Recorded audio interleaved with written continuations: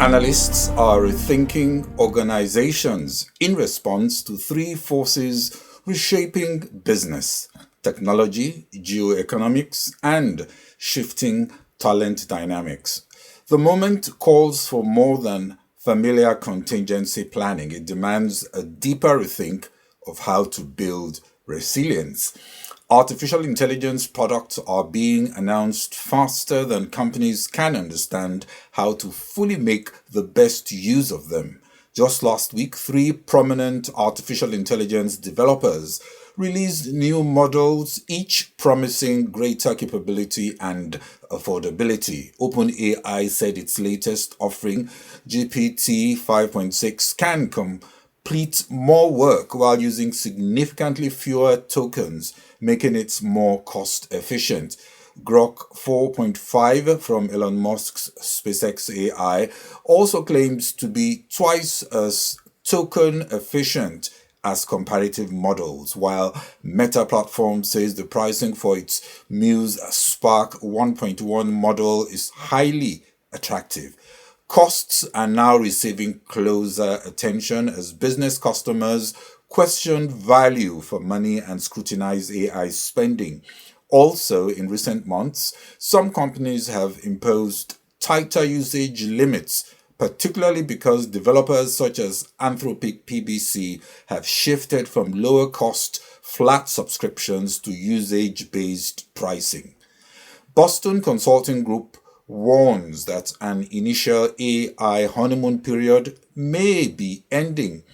Its fourth annual AI at Work survey of nearly 12,000 frontline employees, managers, and leaders across more than a dozen global markets suggests early excitement fades unless employees understand the organization's AI direction and the strategy beyond simply introducing another powerful tool. AI developers focused on competition may be missing the key issue. AI is changing jobs faster than companies are redesigning operating models, and long term success depends on a clear strategy for its wider value and impact. BCG's 2026 survey found that though 42% of frontline employees who regularly use AI tools are already saving about 8 hours a week, most are still unsure how to turn that time into measurable value.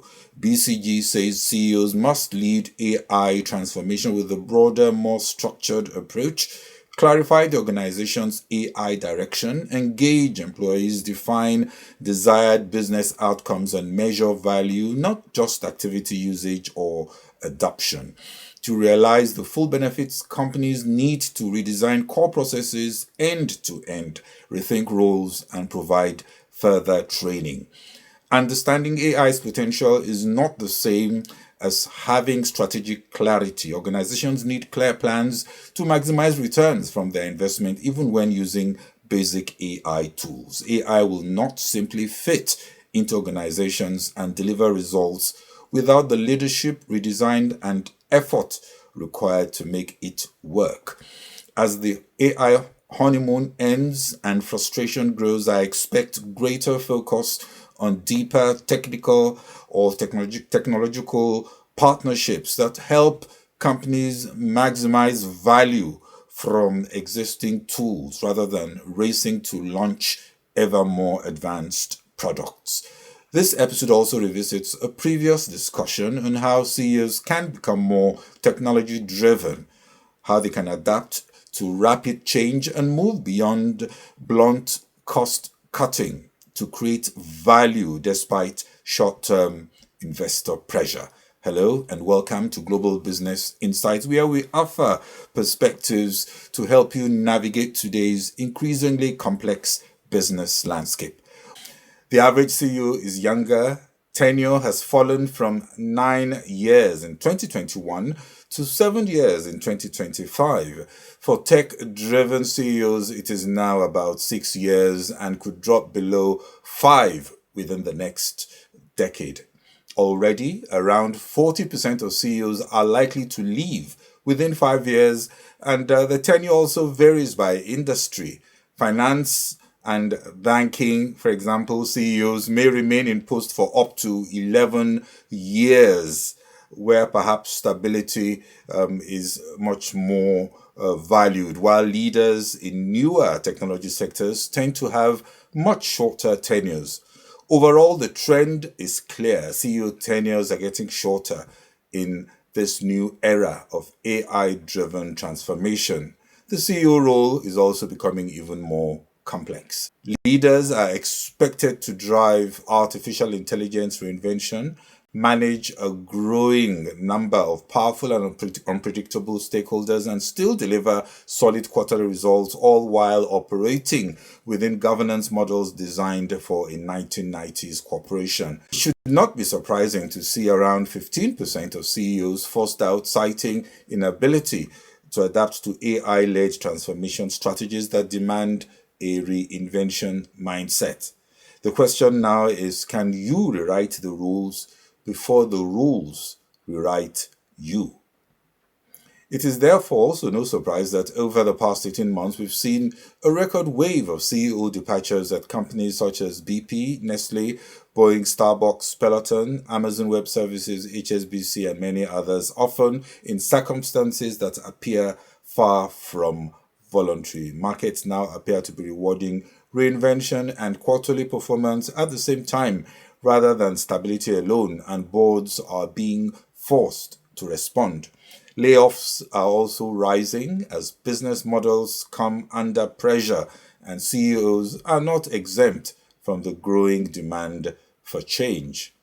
A short to medium term focus can clash with the longer term horizon needed for true transformation. Governance rules and business models designed to preserve established norms are often poorly aligned with the ambition for technology driven reinvention, making the CEO's job increasingly difficult. Consider former Starbucks CEO Laxman Narasimhan, who was pushed out after barely a year amid concerns over mediocre performance. In any major change curve, performance can dip before improvement takes hold, but many CEOs may not survive that initial downturn. New leaders often inherit problems created by their predecessors and need time to repair them. In many cases, their actions may take at least 2 years to show meaningful results. That creates tension when boards and investors expect faster outcomes. CEOs must manage market expectations, activist investors, social media scrutiny, financial performance, and organizational health, often across many indicators that analysts may overlook or misread. Activist investors can be especially short term in their push for cost cutting, sometimes forcing decisions that damage morale and weaken strategic advantage in ways difficult to reverse. It is also worth noting that companies sometimes bring in cost cutting CEOs with generous sign on bonuses and a short expected tenure, often around 3 years. Their mandate is to cut very aggressively, boost the share price, and create gains for activist investors who may then sell and move on to the next opportunity. The unloved CEO may also leave for another role, collecting another bonus and promising another turnaround. In the short term, market investors and CEOs may all benefit, while corporations and the remaining employees are left to pick up the pieces. Some CEOs also leave because they are financially secure. After years of high pay and bonuses, they can afford to retire earlier and choose to spend more time with family or pursue other interests. Health is another under discussed factor. Working almost round the clock for 18 months can take a serious toll on physical and mental well being. Yet, the biggest reason CEOs are leaving may be that markets now demand a new culture and a technology driven mindset that many old guard leaders lack. Today, CEOs are often reluctant to dismantle the organizational dinosaurs they built and still take pride in. Boards recognize this shift and may offer an easier exit. The new TikTok era culture is real. Some companies now have roles such as chief enthusiasm officer and chief heart officer, positions that would have seemed unthinkable only a few years ago. A recent MIT Sloan Management Review article, Five Traits of Tech-Driven CEOs by Chanmugan, Lehman, and Doherty, identifies the qualities that enable CEOs to use technology for real strategic advantage. These are the leaders most likely to thrive in the next decade. The first quality of successful tech-driven CEOs is active learning. They do more than maintain a basic familiarity with emerging technologies. They use them to improve their own work habits, decisions, and processes. They recognize that technology is no longer a backroom function, but a foundation for strategy, operations, and growth. By investing time in continuous learning, CEOs set the pace for the C-suite, energize the organization, and give employees permission to experiment with reinvention. Satya Nadella captured this shift at Microsoft by moving the culture from know-it-all to learn-it-all. The successful CEO of the future will be a committed learner. Second, tomorrow's CEO will win by reinventing business models through bold technology bets. This can, of course, be risky, but it is also where real growth begins. By using new technologies to rethink business from first principles, CEOs can unlock new possibilities, create fresh engines of growth, and move far ahead of the competition. Third, the new CEO will treat data as a strategic differentiator, not merely an input for decision making. This shift puts data strategy in the C-suite rather than burying it in the organization or delegating it to poorly sponsored roles. A reimagined data strategy can drive future revenue by creating the foundation for agility, innovation, and automation that accelerates growth. Fourth, tech-driven CEOs become magnets for technology talent by taking a visible personal role in attracting and retaining top people. They engage deliberately in technology forums, build relationships with senior tech leaders, and stay close to the talent market rather than leaving it solely to an HR or CIO role. This matters because exceptional technology talent will be a critical source of competitive advantage. Finally, tech-driven CEOs understand that strategic reinvention requires more than vision. It demands strong technology partnerships. Serious technological innovation rarely succeeds in isolation. By engaging potential partners and, where appropriate, pursuing technology acquisitions, CEOs can build shared visions and unlock new go-to-market advantages. In short, as Sloan Management Review argues, we are now in the age of the tech-driven CEO, where mastery of AI, data, and automation is essential to lasting leadership. In a world of rapid disruption and volatility, CEOs must stay ahead by building technology-based strategic moats, defensive capabilities that competitors cannot easily overcome.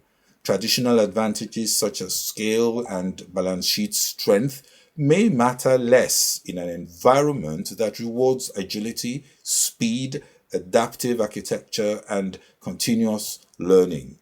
Boards will pay a premium for CEOs who can move AI from pilot to profit within 24 months while building the data, structures, talent, processes, and trust needed to pull years ahead of competitors in ways that are difficult to replicate.